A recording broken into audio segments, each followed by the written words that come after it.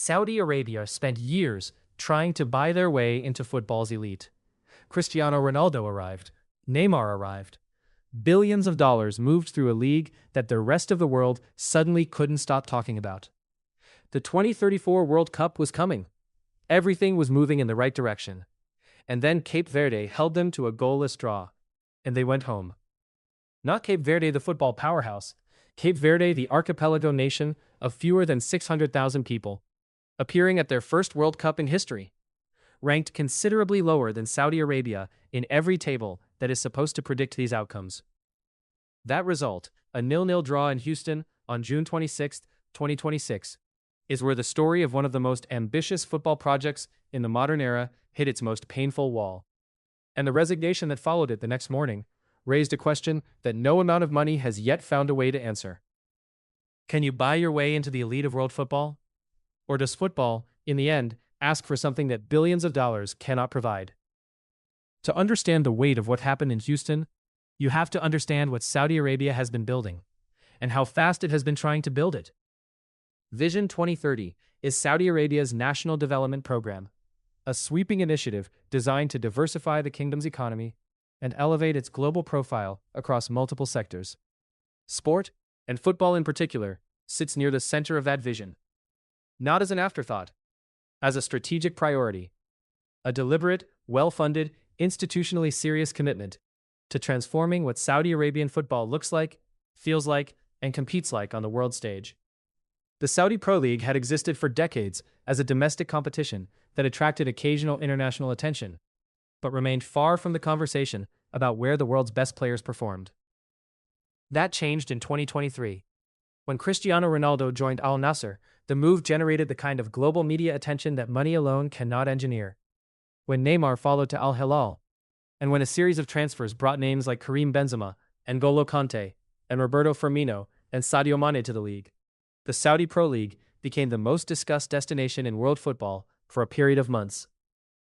The debate it generated was not always flattering. Questions about whether the league was a final chapter for players past their peak, rather than a genuine footballing environment, ran alongside the transfer announcements.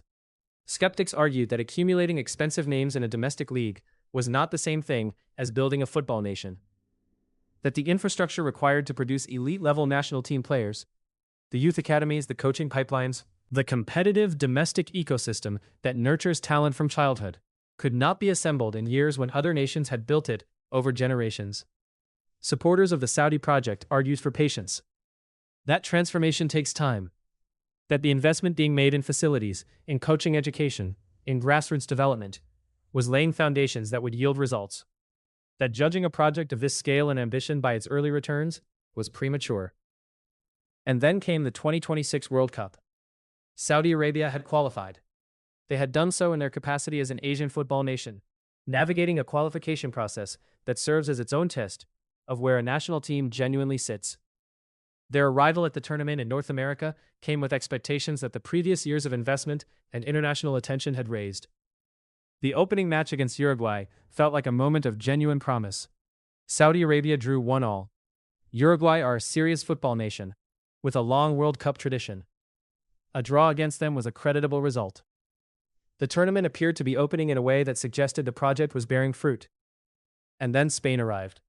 The European champions, the tournament's highest-ranked nation, a team built around the most sophisticated possession-based football on the international stage, capable of moving the ball in patterns that suffocate opponents and create space through precision and patience.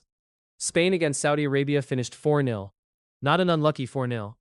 A comprehensive, controlled, technically dominant 4-0 that left Saudi Arabia in a position from which advancement required a win in their final group match against Cape Verde, who were playing their first World Cup, who had earned their place through a qualification campaign in African football, who on every conventional footballing metric should have presented a winnable challenge for a nation that had spent the equivalent of several African nations' annual GDPs on football transformation. The match in Houston was goalless. 90 minutes, no breakthrough. Saudi Arabia created chances that did not convert. Cape Verde defended with the organized discipline of a team that had prepared meticulously for the most important match in their sporting history. The final whistle confirmed what the scoreline had been pointing toward. Saudi Arabia were going home. Cape Verde were going to the knockout stage, where they would face Argentina. The contrast in those two destinations, one nation heading to meet the world champions, the other heading home from a tournament where everything was supposed to be different, captured something about football that the sport returns to consistently, regardless of the resources deployed to avoid it. His statement was direct and personal. The national team's failure to qualify for the next round, he wrote, was a result that falls short of all our ambitions. He said he bore full responsibility. He apologized to everyone who had hoped to see the team in a better position. He said his belief that accountability requires opening the door to a new phase had led him to step aside before the end of his term. 7 years at the head of Saudi football, the 7 years in which the Saudi Pro League was transformed, in which Ronaldo arrived, in which the 2034 World Cup hosting rights were secured, in which the ambition of the Saudi football project reached its most public and most discussed expression. All of it concluded with a social media post accepting responsibility for a 0-0 draw with Cape Verde. Al-Misahal's resignation was, in the immediate assessment of many who covered it, an act of genuine accountability.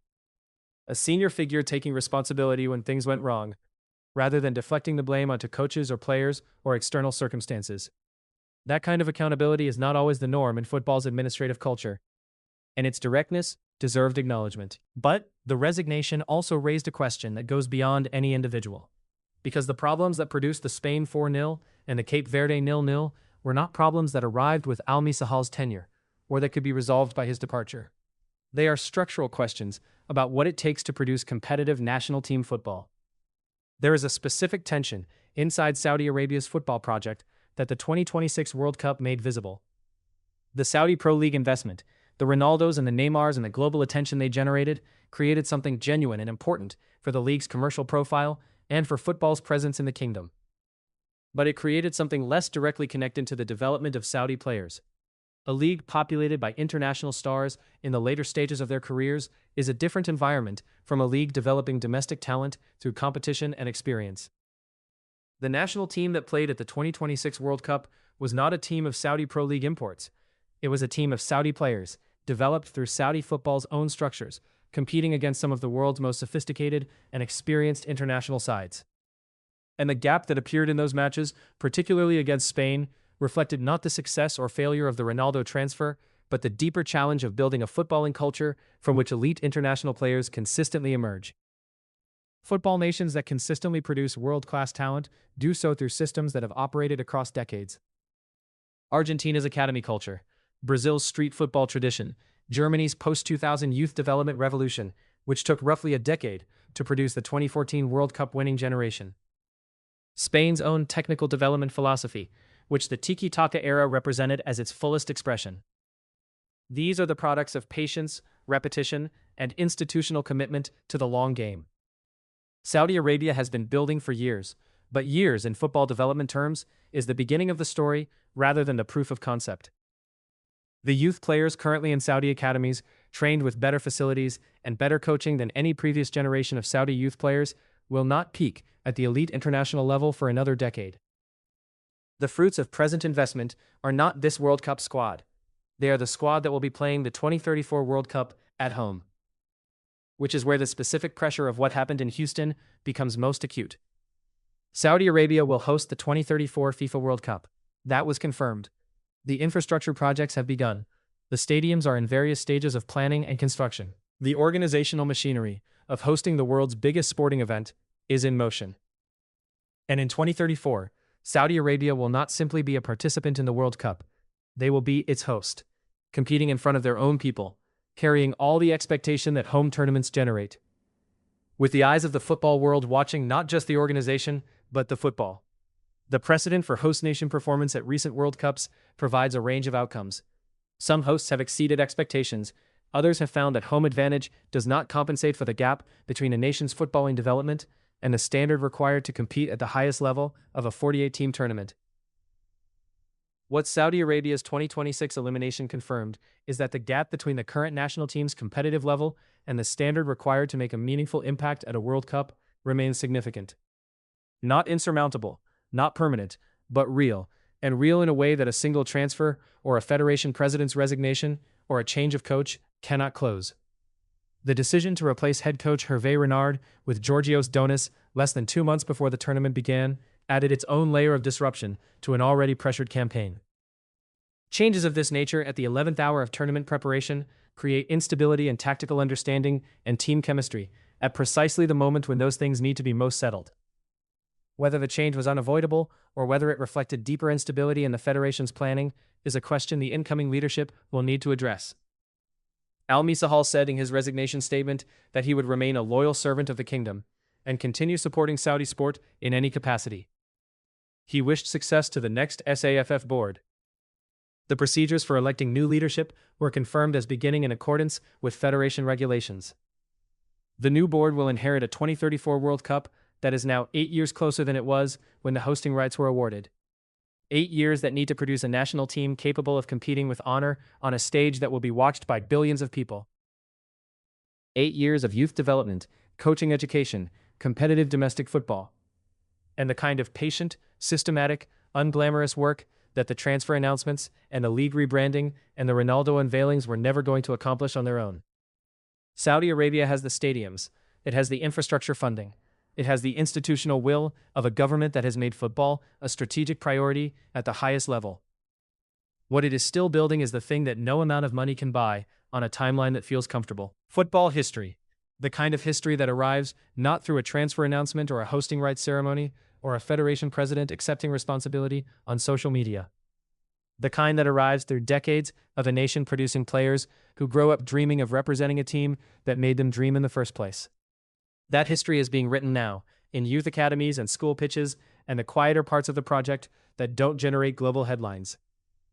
Whether it will be ready by 2034 is a question that the footballers who are 12 years old today will ultimately answer. The ones who watched the Cape Verde match, the ones who saw what the game asks for, the ones who understood, better than any press release could explain, that building a football nation is not the same thing as buying one.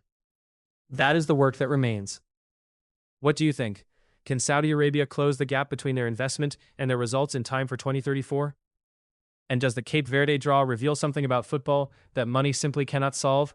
Or is this a project that just needs more time? Leave it in the comments. These are the conversations this channel exists for.